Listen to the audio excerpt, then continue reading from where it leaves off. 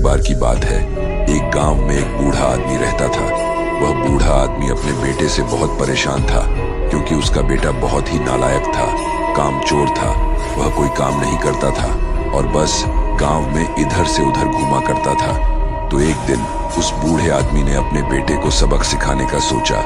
उसने अपने बेटे को अपने पास बुलाया और उससे कहा कि बेटा, घर के अंदर अलमारी में एक घड़ी रखी हुई है, तुम उसे निकाल कर लाओ। लड़का घर के अंदर गया और उस घड़ी को बाहर निकाल कर लाया। फिर उसके पिता ने उससे कहा कि अब तुम एक काम करो, इस घड़ी को अपने साथ बाजार में लेकर जाओ और जितने लोग भी तुम्हें मिलेंगे सबसे तुम इस घड़ी की कीमत पूछ कर आना। अब वो लड़का उस घड़ी को लेकर बाजार में चला गया।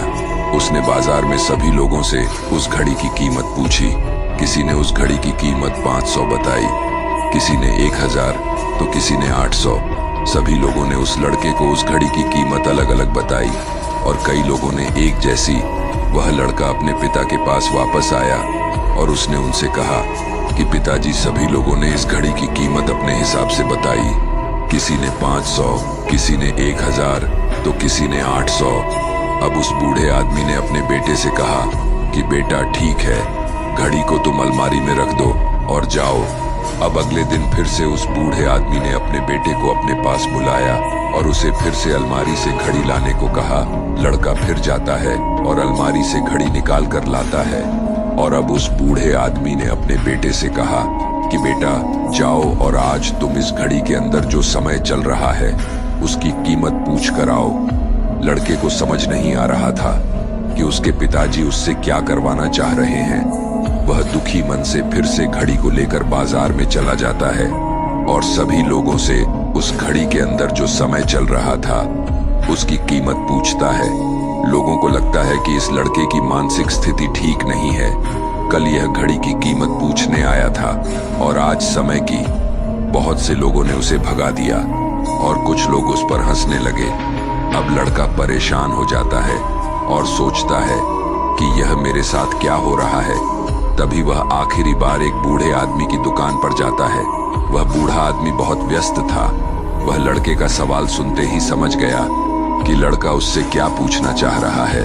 उस बूढ़े आदमी ने अपना कुछ समय निकालकर लड़के से कहा, बेटा, यह जो समय है ना, जिसकी तुम कीमत पूछ रहे हो, इसकी कोई कीमत नहीं लगा सकता है।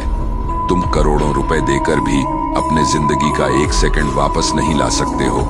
इसीलिए इस टाइम का सही उपयोग करो। टाइम की एक अच्छी बात है और एक बुरी बात है।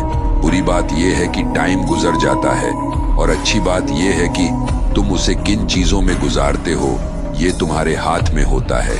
सभी के पास दिन में 24 घंटे होते हैं, अमीर के पास भी और गरीब के पास भी। बस ये तुम्हारे हाथ में है कि तुम उस टाइम से क्या नया कर सकते हो। तो अपने एक एक पल का हिसाब रखो कि तुम उन्हें किन चीजों में उड़ा रहे हो। उस बूढ़े आदमी की बात सुनकर उस लड़के की आंखें खुल सी गईं, मानो उसमें एक बड़ा बदलाव सा आ गया हो। और फिर वह अपने पिताजी के पास उस घड़ी को लेकर गया और उन्हें सारी बात बताई। और उस दिन के बाद से उस लड़के की जिंदगी बदल गई। दोस्तों कहते हैं कि टाइम सबके लिए फ्री है, लेकिन वह प्राइसलेस है, वह कीमती है। तुम उसे खरीद नहीं सकते, लेकिन तुम उसे इस्तेमाल कर सकते हो। तुम उसे रख नहीं सकते हो, लेकिन तुम उसे स्पेंड कर सकते हो। और अगर एक बार तुम इसे गवा देते हो तो तुम इसे कभी भी वापस नहीं पा सकते हो। तो अपने टाइम का सही उपयोग करो।